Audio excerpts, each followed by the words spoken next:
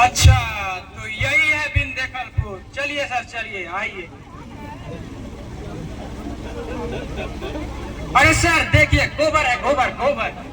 चलिए चलिए चलिए। हेलो उठे, तो इधर आओ, इधर आओ। बोलिए साहब, क्या हुआ?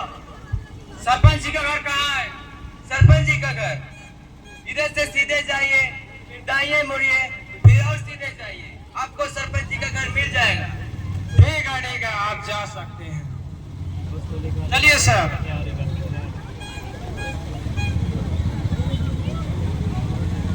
क्या यही सरपंच जी का घर है? हाँ, मैं ही हूँ सरपंच और ये है मेरे उप सरपंच। कहिए क्या कहना है? ये बड़े साहब बड़े दूर से आए हैं, आपके गांव में डैम बनाना चाहते हैं। पर इन सब से हमारे गांव वासियों को क्या फायदा होगा? डैम बनने के बाद आप 12 माह खेती कर सकते हैं और नहरों में पानी की कमी नहीं होगी। डैम बनने के बाद एक बड़ा फैक्ट्री बनाया जाएगा, जहां आप लोगों के सभी लोग वहां काम करेंगे और फिर आप लोगों के पास पैसा ही पैसा होगा। ये देखिए, इस जगह यहाँ डैम बनाया जाएगा और उसके बगल में फैक्ट्री खड़ी की जाएगी और बिल्डिंग भी बनाई जाएगी। क्या बोलते हैं? अगर आप यहाँ से यहाँ तक की जमीनें हमें दे देंगे तो हम वहाँ अपनी फैक्ट्री और डैम बनाएंगे, आपके गांव में खुशहाली आ जाएगी।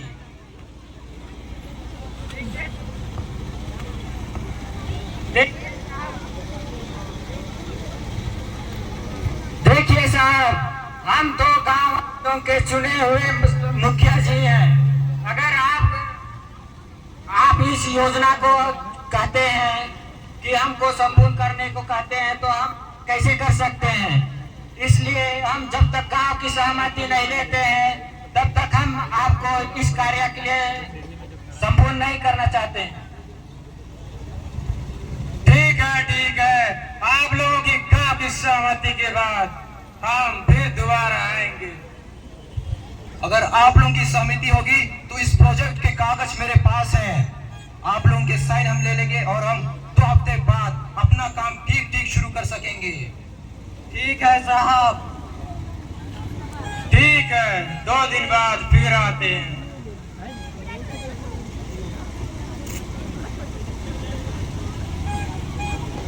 एक अतवार तनी इन्हें आवा तो सरपंच का आदेश मिलिस है। देखा तो काले बुला था सरपंच। काले बुला क्या हुई सरपंच जी? सरपंच जी का आदेश है कि आज शाम 5 बजे सरपंच सभा बैठाई जाए। ठीक है, तो जावा और सब गांव वासियों मतलब हटावा। ठीक है सरपंच। सुना गाँववासी मन, सरपंच जी की आदेश है कि सब जन अभी तुरंत पंचायत में अपन उपस्थिति दर्ज कराई हो।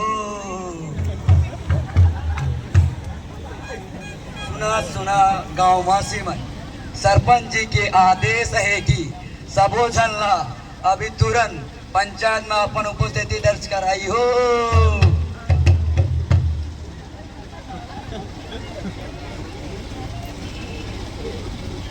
अनहरो नेकी में अखा लगदर का पंचायत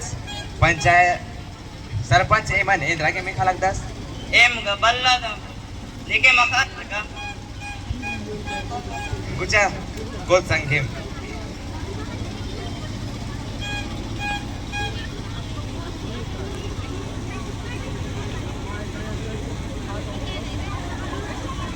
तो सब चल रहा हमारे कटीले जोहार जोहार।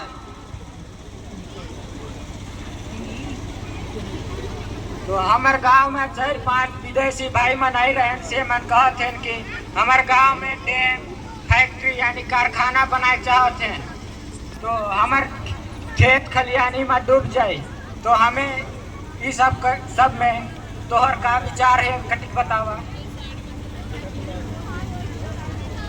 तो ठीक है साहब, अपन अपन विचार ला बतावा और ओमन जब आई था हमार बर ढेर बकरा पैसा लानी। सरपंच महोदय, मैं ये पर फैक्ट्री डैम खुलवाए पर राजी हूँ। मैं इससे सहमत नहीं हूँ, क्योंकि इस डैम फैक्ट्री के बनने से हमारे खेत खलियान डूब जाएंगे। हमारे बाल बच्चे भविष्य में क्या करेंगे बताइए। मंगरू काका नींद ठीक बात है। मला मला पद्धतारो आर बरोर होले मागे ढेर सारा पैसा चाहिए अन्य थी नाम न मैं जिंदगी को देश लेके उज्जो। सरपंच महोदय, आज वे डैम बनाएंगे, कल फैक्ट्री बनाएंगे और फिर हमें हमारी जमीन से बेदखल कर देंगे। हमें जागरूक होना होगा। क्यों भाइयों, क्या कहते हो? हाँ हाँ सरपंच महोदय, ये मेंसकर आदन की सहारन वाला बड़े बड़े डीजे थी नेने लड़ना है बोले इन हूँ इनका विचार प्रकार नंदन की आरो बरोर होले संगे मिलजुल के जम्मम लदम तो को सही बात है संगे रो। नहीं नहीं, हमारे क्षेत्र में डीजे का प्रयोग नाच गान के लिए अधिक किया जा रहा है। हमारी पुरखों से चलती आ रही इस परंपरा को, जिससे हम आदिवासी नाच गान के लिए ढोल मांगर नगेड़ा का प्रयोग करते आ रहे हैं, क्या हम उस परंपरा को बरकरार रख पाएंगे? बताइए सरपंच जी, आपका क्या विचार है? हाँ नुनी, तू ठीक कहती है। अगर हम अत्यधिक डीजे का प्रयोग नाच गान में करेंगे तो हमारे पुरखों से चलती आ रही ढोल नगेड़ा का वेशभूषा को हम कैसे बचा पाएंगे। इसलिए हम अपने पुरखों से चलती आ रही उस ढोल नगेड़ा को उसी रीति रिवाज पर चलने का कोशिश करेंगे। हम आदिवासियों की संस्कृति परंपरा जो हमारे पूर्वजों के रियासत से हम आदिवासियों को दिया गया है, जिसे वे लोग आकर हमसे छीनना चाहते हैं, क्यों ना हम उसका विरोध करें। सरपंच जी, ये बड़े अफसर लोग अपनी भाषा अंग्रेजी बोलते हैं। तो मंगरू काका तेंगा निंगा एका विचार रही। धन्यवाद सरपंच महोदय जी। मैं बस यही कहना चाहूंगा कि हमारे जशपुरिया क्षेत्र के आदिवासियों की विशिष्ट बोली छत्तीसगढ़ी, सादरी और गुड़ुक है। यदि हम अगर इन सब बोलियों का अच्छी तरह से इन सब बोलियों को बोल पाएंगे तो सहज ही हम अन्य बोलियों भाषाओं को भी सीख सकते हैं। हाँ काका, आप ठीक कहते हैं।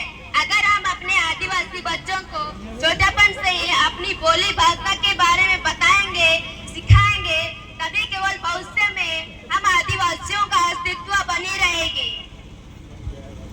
हाँ गाँव वासियों, मैंने सुना है हसदेव जंगल के कई पेड़ों को काट दिया गया है, जिससे हमारी प्राकृतिक संपदा पर बहुत नुकसान पहुंचा है।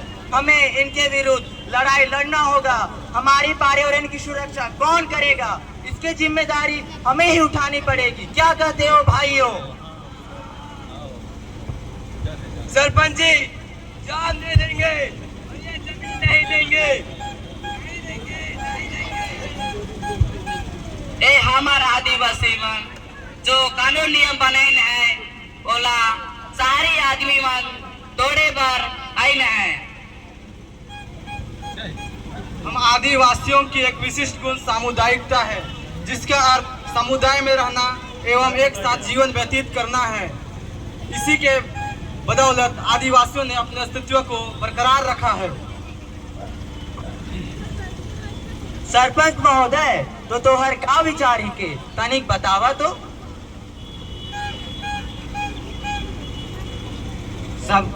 सबके बातों को सुनते हुए हम दोनों ये फैसला लेते हैं कि अगर कोई बाहर से आएंगे तो उन्हें हमारे जमीन में ना तो डैम, ना तो फैक्ट्री, ना ही नहर बनाने देंगे। क्योंकि अगर ये सब बनाने दिया जाएगा तो हमारे खेतों वनवासों ये सब डूब के नष्ट हो जाएंगे, तो हमारा जीवन यापन कैसा हो सकता है? इसलिए हम चलिए उनके विरुद्ध अन्याय करेंगे। चलिए चलिए हम उनके विरुद्ध में लड़ाई करेंगे।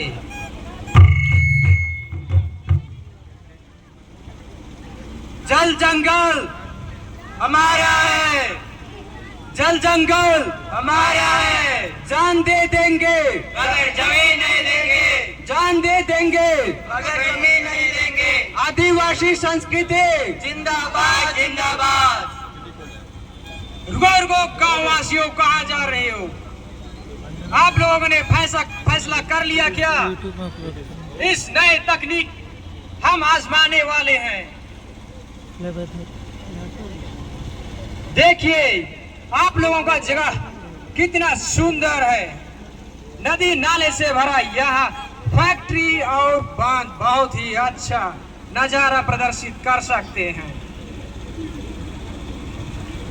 आपके गांव में खुशहाली लाएगी। क्या आप लोग सहमत हैं? नहीं, हम बिल्कुल सहमत नहीं हैं। तुम सब लोग केवल और केवल सिर्फ हमारे गांव को, आदिवासियों को बर्बाद करने आए हो और कुछ नहीं। तुम लोग समझते क्यों नहीं हो? आपके भविष्य के लिए ही हम लोग यह सब कर रहे हैं। नहीं, हम अपने भविष्य को सोचते हुए ये सब कह रहे हैं। तो भी क्या फैसला है आप लोगों की? यही हमारा अंतिम फैसला है। हम यहाँ आप लोगों को निवास करने नहीं देंगे। भाग रे मालिक, मरवाते मेरे, भाग रे, भाग भाग भाग। जल जंगल जमीन, जल जंगल जमीन, हम मर जाएंगे।